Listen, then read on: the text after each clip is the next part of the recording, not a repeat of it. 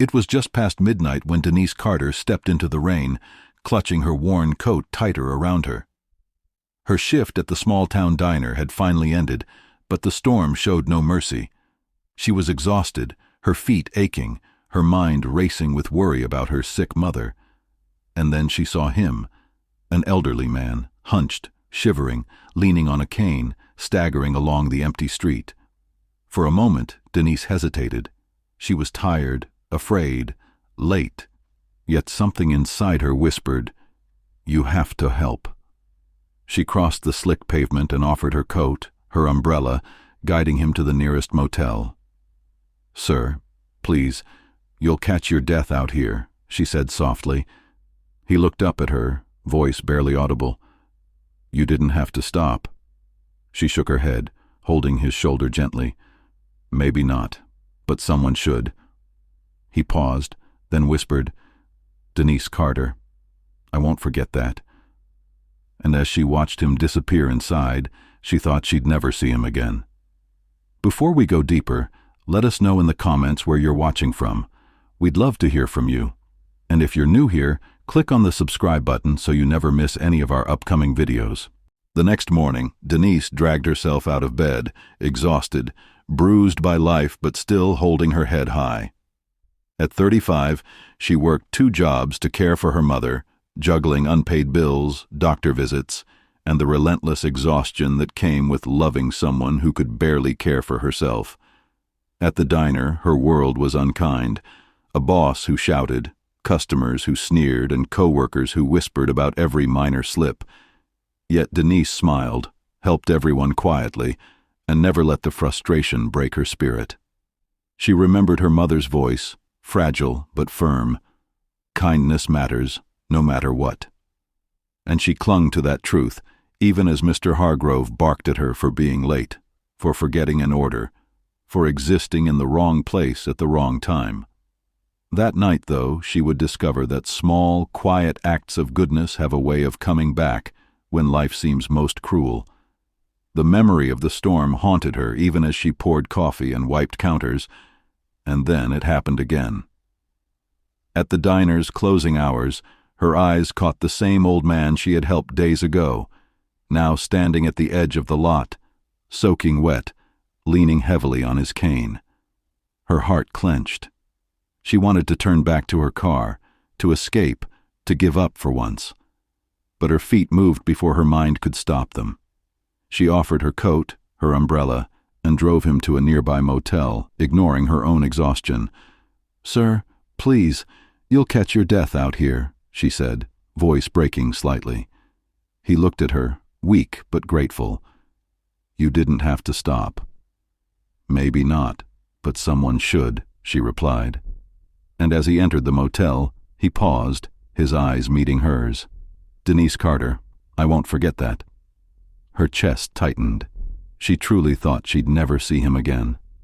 The next morning, Denise arrived late to work, her heart still racing from helping the stranger. Mr. Hargrove didn't hesitate. He humiliated her in front of everyone, accusing her of carelessness, implying her lateness was a choice. A co-worker whispered, "You shouldn't talk back, Denise. He's been looking for a reason to fire someone." Denise's throat burned. Tears threatened, but she held them back, pouring coffee, refilling plates, moving quietly through the motions. And then, the bell above the diner jingled. Her pulse quickened. She didn't know yet that the storm of her life was about to turn.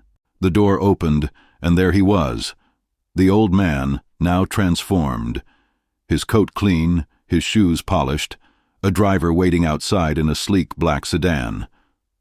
No longer the frail, trembling figure from the rain, he exuded quiet authority. He asked for the manager.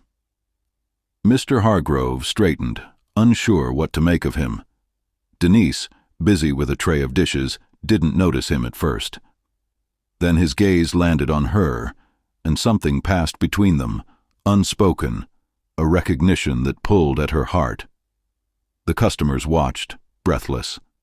The man who everyone had ignored the night before was about to change everything. Inside the office, he introduced himself, Harold Benson, retired business owner and philanthropist. The room went silent. Mr. Hargrove's face drained of color as Benson spoke. "This woman stopped in the storm to save me last night," he said, voice calm but commanding, while the rest of this town drove by. Denise felt warmth spread through her chest as he continued. He refused to let her be fired, threatened to pull his catering contract if she was mistreated, and offered to cover her mother's medical bills. The diner's lights seemed brighter, the air lighter. For the first time, Denise understood that acts of kindness, no matter how small, could ripple further than the eye could see. A few days later, Denise visited Mr. Benson at his home. There she saw the man behind the suit, lonely, widowed, longing for connection. He confessed that he had been testing humanity, walking the streets disguised as a poor man, hoping to see who would stop, who would care. Denise listened, heart aching, realizing that both of them carried their own pain. Yet healing was possible when hearts met honestly. Benson smiled faintly. Sometimes the ones who have the least give the most, and those with everything are just looking for someone real. Denise nodded, realizing that kindness isn't transactional. It is a gift that changes lives, quietly, unexpectedly. And she felt the promise in his words. He wasn't done helping her yet. Weeks later, the diner shone with new life. Denise was promoted to manager, her co-workers respected her, and Mr. Hargrove had apologized publicly.